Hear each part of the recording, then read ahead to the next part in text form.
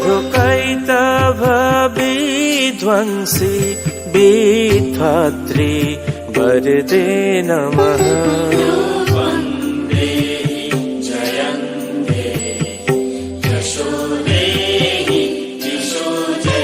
महिषासुर निर्नाशी भक्तादं सुखदे नमः।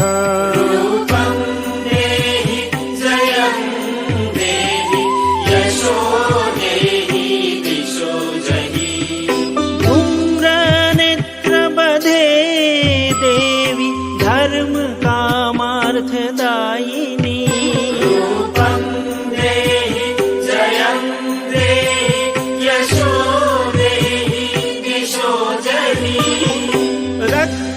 रक्तबीजवधे देवी चण्डमुण्ड विनाशिनी।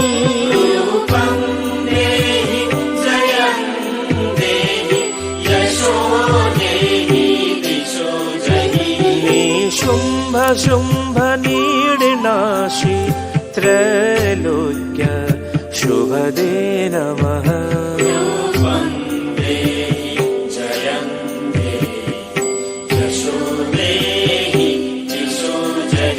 वन्दितं वियुगे देवी सर्वसौभाग्यदायिनी।